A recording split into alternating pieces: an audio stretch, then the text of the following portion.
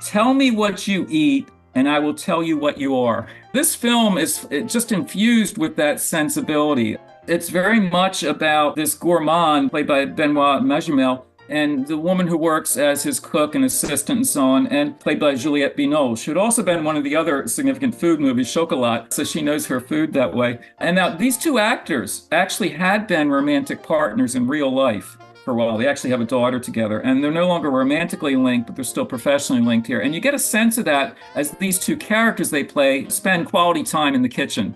There's just a rapport between the two of them, and even if you don't know that they were actually, romantic partners in real life, it's just you sense that there's a closeness. But it doesn't mean, as in many conventional movies, oh, they're going to get married. Hello, and welcome to At the Movies with Mike and Marie, a show where two film professors talk about movies. I'm Marie Westhaver. And I'm Mike Giuliano. And today we're going to talk about Dune Part 2 and The Taste of Things. And we're going to start with Dune Part 2. Mike, this movie was so anticipated. Everybody has just been waiting for this second part to come out. And I guess I want to start off by saying that I also had great hopes for this film, but I was really hoping it was going to be better than the first one, which I, quite frankly, did not like. Well, I was underwhelmed by the first film as well. And the second film is much better in various ways. And that's rather unusual, isn't it, to have a sequel that actually surpasses the original. And so you and I are talking now, not long after the film opened and had a big opening weekend. So certainly a lot of members of the public would agree with us. The first film came out in 2021. So for those people who love it, and there is a cult following for Dune for sure, there has been much anticipated. Maybe not as anticipated by me necessarily, but I was kind of pleasantly surprised that in categories you and I will talk about, the second film I think actually really does surpass the first one. Well, I think there is so much lore that goes with this series. And it was made before, the remake really in 2021. And I always wondered when I watched that first one if it was necessary to have read the books, because they had to spend so much time explaining the world and the characters and who went where and with what. And I rewatched it before I saw the first one, before I saw part two. And it reminded me of everything I didn't like about it. The dialogue was stilted. I thought Timothee Chalamet was, I don't know, just green. But in the second one, I think he's fantastic. I think he is actually perfect for the role in the second one. It's a complete about face. I don't know if he just got comfortable with the role. I had a very different take on him, but just by way of a little bit more of backstory here, I freely confess I have not read the Frank Herbert source material, and I refer to it as source material because there's a total of like 6 novels, and I don't know, I was doing something else in life. I don't know. I haven't read them, and joking aside on that, I always felt that watching the first film in 2021 and watching this one, it was a liability of sorts, and I always felt that I was like not quite in lockstep with the mythos or mythology percolating here. Like I kind of sort of got it, but I realized there were other things I didn't get. And likewise, I think in the first film, I start to get grounded there, but not totally comfortable with it that way. And actually, in some ways, that's not the first film. As you quickly alluded to, David Lynch had done his disastrous version of it in 1984. I actually have a book about the making of the David Lynch version, and it shows how it was like a totally out of control production. And I don't want to get sidetracked with that, but aside from it, like individual shots that look really great in the Lynch film, the film itself is as I say, a complete train wreck. And you can't go wrong with shots of sandworms. So a sandworm will get your attention, but everything else seemed wrong. So I was not anticipating a reboot of it. And also I got to freely confess, I'm not the biggest sci-fi fan, and I don't read much sci-fi literature. So personal taste, if you will, but I'm not like the core audience for something like that. And I'm keenly aware of that when I sit down to watch. Like, who's that? Why'd she do this or that? I'm always like the village idiot when it comes to something like that. But in terms of this film, what works, what doesn't work, I gotta, again, I don't mind confessing, I'll boast actually, that I had only like a marginal interest in the story here. And it's relatively easy to follow. So I didn't feel like totally out of it, but I just had, at the level of personal interest, there wasn't a whole lot for me there. I was just kind of keeping track with it as it went along. And it does actually get rather involved with various factions and families, if you will. And it does merit that long running time, pushing 3 hours, not quite there. But no, it moves along pretty quickly considering how much material there is in it. So even though I didn't really care that much about the story, I did really admire the spectacle. I thought that as a big budget film, it really, as I say, moved well and it had great set pieces and really was quite striking visually. That always held my attention. In terms of the casting in it, it has really a terrific cast. You and I can talk about individual actors there. In terms of Timothée Chalamet, it's such a musical name, so poetic. In terms of his name, I actually didn't feel he was particularly well cast in the first one. I thought he was quite literally too lightweight for it. And so I wondered in the second one, did he put on weight or something? No, he's still as skinny as ever. And so in a rather sardonic way, I thought, definitely has movie star features here. So he and Zendaya actually, as the male-female leads, they have the chemistry. However you want to describe chemistry, the two of them really work together well. They're photogenic, among other things, but they're really gifted on screen. But where I still had reservations about Timothée Chalamet here is this. Admittedly, he's not your conventional action hero. He's not exactly built like Mel Gibson, let's say, okay, much less Arnold Schwarzenegger. So he's not quite in that category. He's kind of scrawny that way. He's a bantamweight in that respect. And you could make the case that it's good unconventional casting. Let's have a hero who's not right out of central casting. And I understand that. But there are places in the film where I was keenly aware of the fact that I wondered if he really truly would be the leader. Would he have that kind of strength? Not just determination, but literal strength. And among other things, because he was so photogenic, I wondered, like, who's the hairdresser out in the desert that takes care of all those curls? He was always perfectly coiffed, right? And however messy the sandstorm might be, he looked great. That always was a bit distracting for me. But related to that is actually, without spoiling anything in the storyline, he has some really significant fights. I mean, mano a mano in the traditional sense of one macho guy going up against another and the fate of the kingdom's at stake kind of thing. There's one fight where Timothée Chalamet is fighting Austin Butler, who plays like a really bad guy. I mean, really evil and also really well muscled, right? I got to say, like he's ready for any kind of ultimate combat there. He's a gladiator type. And when the two of them are fighting, I guess I am spoiling it in terms of the outcome, but let's just put it this way. I think in realistic terms, Austin Butler would whip his butt, but it doesn't quite play out that way in what we're watching. And I think that's a bit of wish fulfillment at a certain level. So to me, it indicates that it's not entirely successful or working for me in terms of the casting. And also that because I'm not too keenly tied into the storyline, my mind is easily distracted. And I start thinking about hairdos and battlefield plausibility and things like that. But overall, I mean, I enjoyed it more than I thought I would. And I went in with a certain degree of resistance. And so I'm happy that was, for the most part, overcome. I think we're probably in for many future installments, not just because of the big box office, but the source material has so many books. This could go on as long or longer than any of the superhero series. And in this case, it'd be somewhat more welcome. I think there's stronger core material here than for a lot of superhero movies. So I'm not entirely dismayed by that. At some point, I may have to break down and like take off a summer and just read the books. I saw this in Screen X, so I felt like I was in the movie, which was really fun when you got to those action sequences, especially the scene where Timothée Chalamet rides the sandworms across the desert. And can I just say, the sandworms are the story. I mean, from everything I know about Dune, which is not a lot, what you're waiting for is for the sandworms to show up and eat people. I mean, you have to have a few scenes where that happens. And I did think it was actually kind of hilarious that they have this method of actually summoning them with these things that pound on the sand in a rhythmic way that makes the sandworms appear. That this is a way you get rid of some, pesky dead bodies.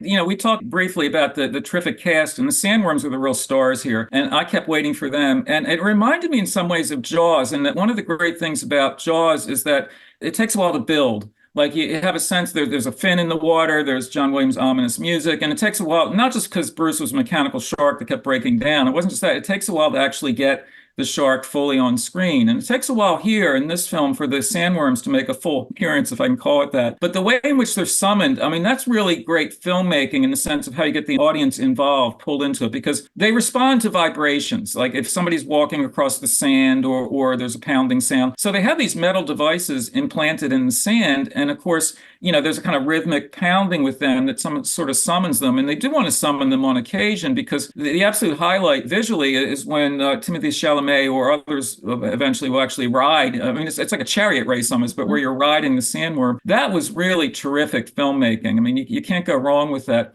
What I wanted a little bit more of, and this sounds like a sort of sadistic, bloodthirsty request, but when the sandworms doing their best to, kill humanity, I don't know, call it the sort of like the King Kong quotient. You know what I mean? Like I wanted a little bit more of that, a little more consumption of humans, and because there are a lot of places in the film where the sandworms are like just under the surface, right? Or they're just starting to break through. I wanted more of the big reveal, like this is a huge sandworm and it's going to eat not just you but your whole village. I felt the same way. I kept hoping for more sandworm carnage.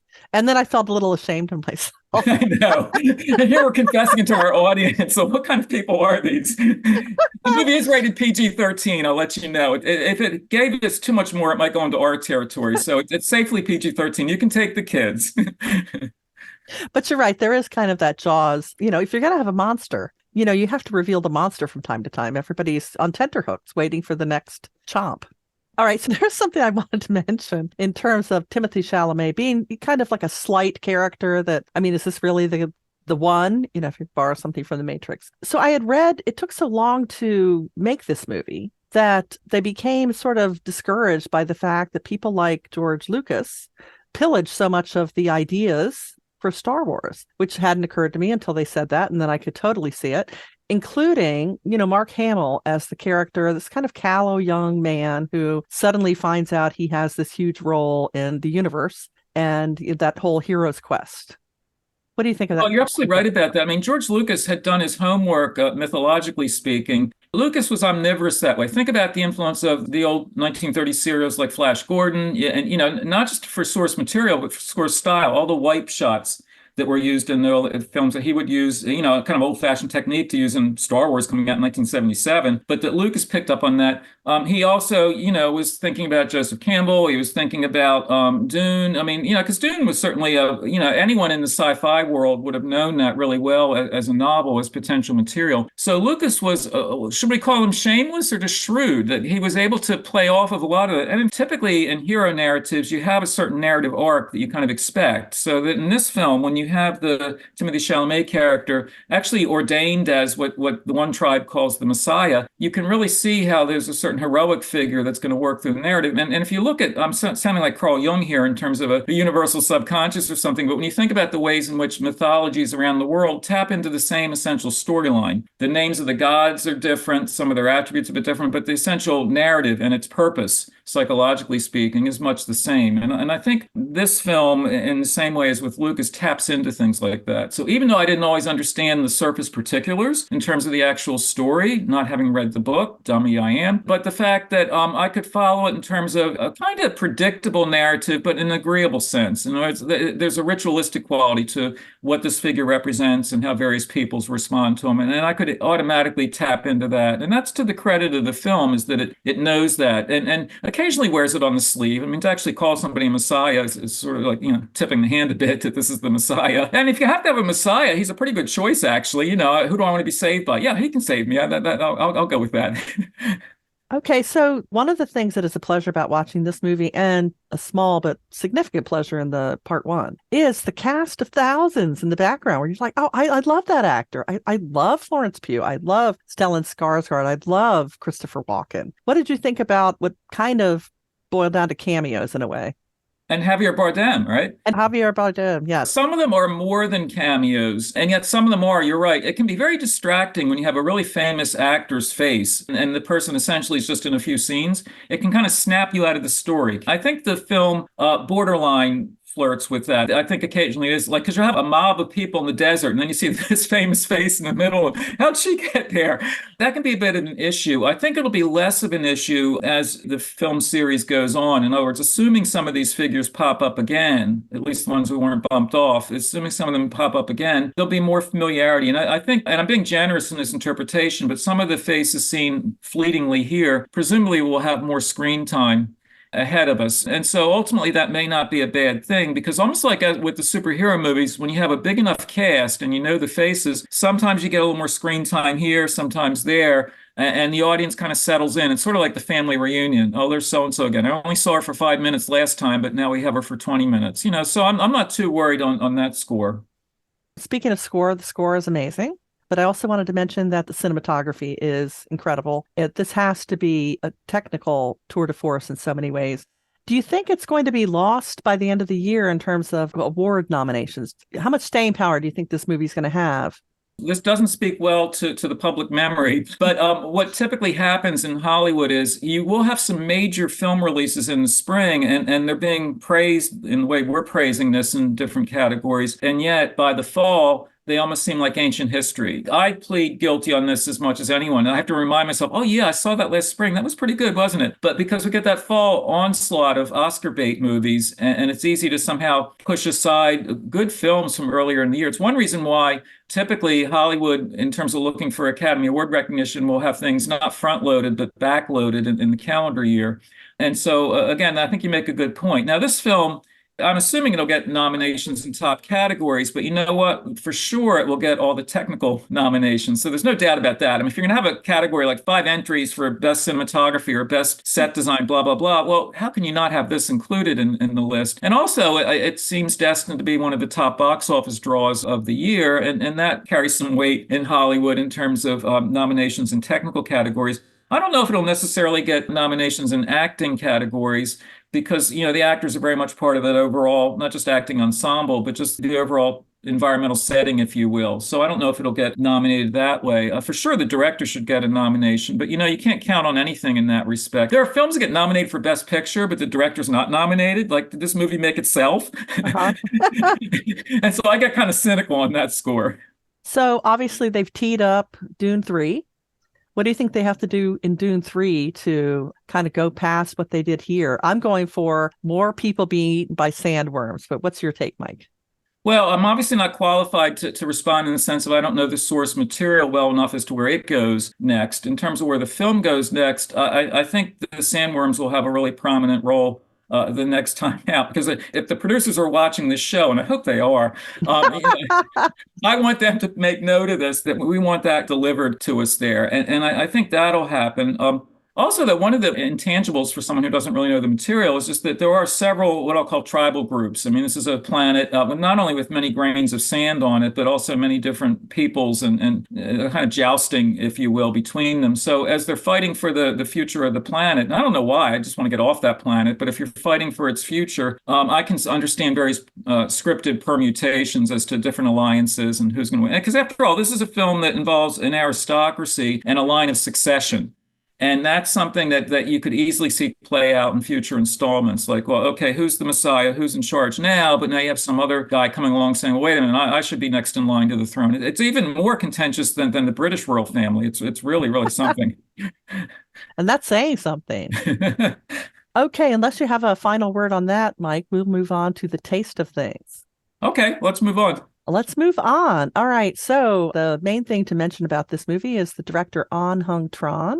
And I looked up what the director had done previously and realized that one of the movies was A Scent of Green Papaya and another movie called Norwegian Snow. And when I was watching them, I thought, oh, if you want to go see The Taste of Things, go see those two movies first. You'll totally be ready for what you're going to get here, which is a very detailed tableau of sensuous imagery.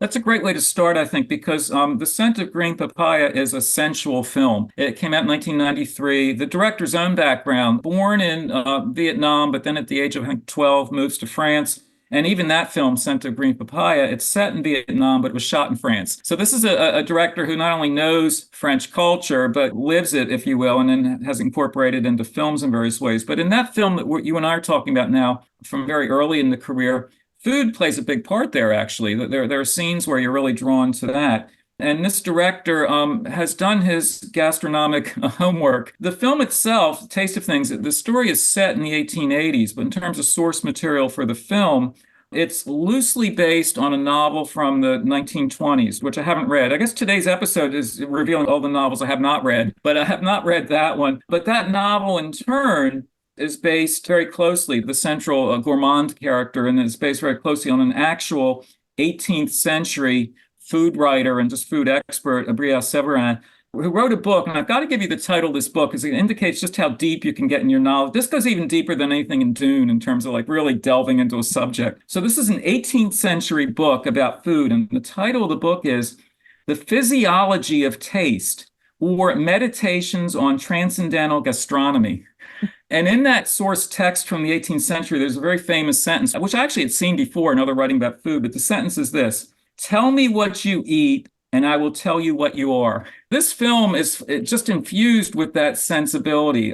It's very much about this gourmand played by Benoit Magimel and the woman who works as his cook and assistant and so on, and played by Juliette Binoche, who'd also been in one of the other significant food movies, Chocolat, so she knows her food that way. And now these two actors actually had been romantic partners in real life for a while. They actually have a daughter together, and they're no longer romantically linked, but they're still professionally linked here. And you get a sense of that as these two characters they play spend quality time in the kitchen. There's just a rapport between the two of them. And even if you don't know that they were actually, romantic partners in real life, it's just you sense that there's a closeness. But it doesn't mean, as in many conventional movies, oh, they're going to get married. He would like to marry her, but she's independent-minded in various ways. And so the movie focuses partly on that kind of very discreet, very subtle courtship of sorts over many years between the two of them. But the real focus, of course, is the food itself. And when they were making the movie, the director had a funny comment. He said, when we were making the movie and all these scenes, he said, first of all, he would not allow any professional food stylists on the set. They were banished. This was going to be food in which they actually would use vegetables that I call ugly vegetables, things you won't find at Whole Foods. These are misshapen, whatever, what you'd be growing in the yard, actually using them in the kitchen. They look real because they are right out of the garden, a little bit of dirt still on them. And as you prep them there, he wanted the meals made essentially in real time, in a real way, as they would have been cooked in the 1880s. So there's that verisimilitude that's so palpable within the film. But anyway, the director said when they were shooting those scenes, he would shout, cut, but the actors would go right on eating. they wouldn't stop there. And that's really, I think, the great virtue of this film. It's immediately on the all-time, like what I call short list of great food movies. I mean, it really, really is so convincing. And you want to rush out and get a meal right after seeing it. It's a really lovely film. And not just because of all the great food in it, but the fact that the characters are so well portrayed. I mean, you really feel like you know these people. It's just beautifully crafted. I think it's a lovely film. I agree. I would say to our audience, don't go see this movie hungry or without any snacks. Watching all this food be prepared. And I love HGTV, Food Network. I love watching people cook things. So, I mean, I was ready for this movie. And I loved the way they showed, like you said, the vegetable being dug up out of the yard, and then they would bring it in and turn it into something. You'd see him pick out a wine, and you were very aware that the grapes for that wine had probably been grown in the yard. Just the whole farm to table idea, really well rendered. And the book itself, I did find a Kindle version from Amazon, and it's in French, and even the French words are sumptuous. You just want to savor every bit of what they're detailing. You mentioned chocolat, and I did think, before I tied it into this director and their tendency to focus on details and really let you experience things. I don't know. I felt like she kind of used her performance from Chocolat. There were certain simpering looks that I thought were very similar to her performance in that. But do you know what it reminded me most of, Mike, was Babette's Feast, and also a little bit of Remains of the Day. What do you think? Well, you and I have talked about food movies before for some reason. We've had an interest in them. And my short list includes films I've used in courses I teach. I use Tampopo, the Japanese film, and of course I teach on Asian cinema. Eat, Drink, Man, Woman, is a film I use in that same course. Babette's the Feast. Intro to that is one of the best food Oh, it is. of all time. Babette's Feast I use in my Scandinavian film course.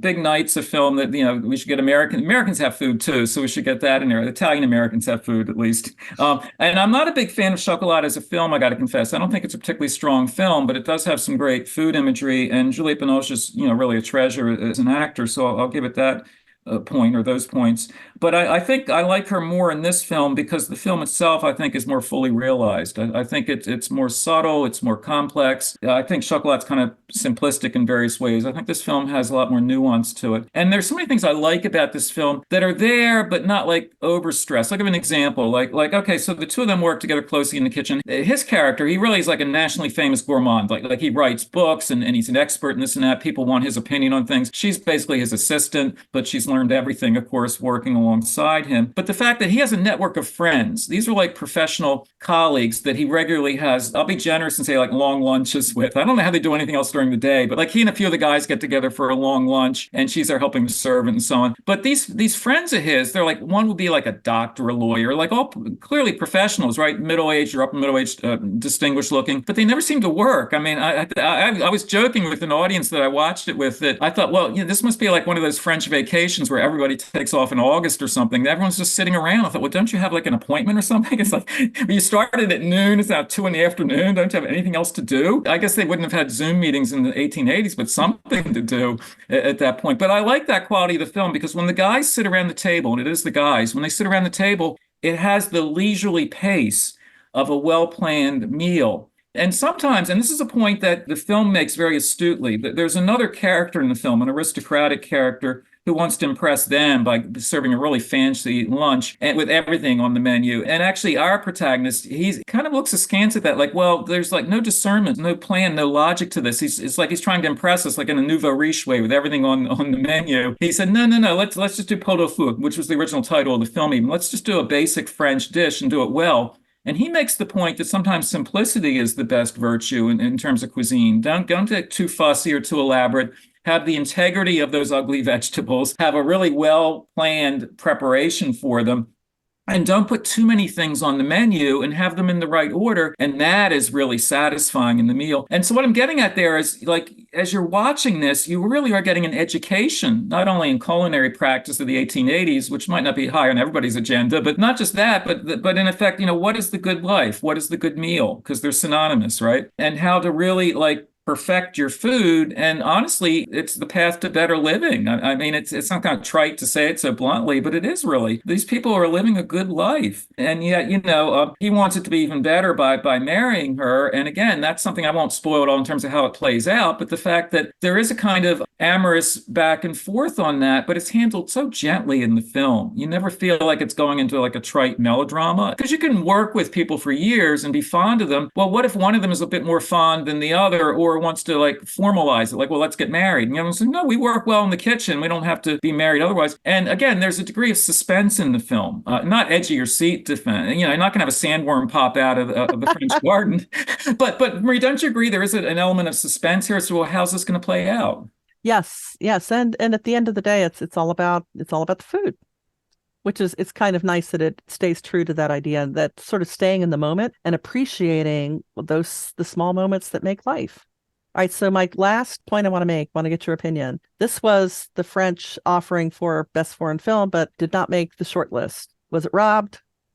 I've had discussions about this with friends, friendly arguments, and some of my friends said, yeah, it was robbed. And it certainly merited that. But by the same token, Marie, as you know, within the past year, there have been some really strong international films. You have the long list of films. This is what the French were, putting forward. You have the long list, and then you get that short list, which actually, then it gets announced as a winner on Oscar night. So pragmatically speaking, you had certainly more than 5 films that would have merited being on the short list. And so, realistically speaking, it's a shame that it didn't make the list there. But when you look at the films that did make the list, I can't complain about them either. So, them's the breaks that way. But ultimately, this is a discussion we're having in the moment. Long term, project ahead 5 or 10 years, and we'll still be thinking about this film and whether it got an Oscar or not. Not that it doesn't matter, but you know what I'm saying? You can still sit down and watch this film, enjoy it, and then go off to a French restaurant. Absolutely. That's the best way to end seeing this movie. So that does bring us to the end of this episode, but don't forget to check out our other episodes at atmhcc.podbean.com. And we'll see you next time at the movies. See you then.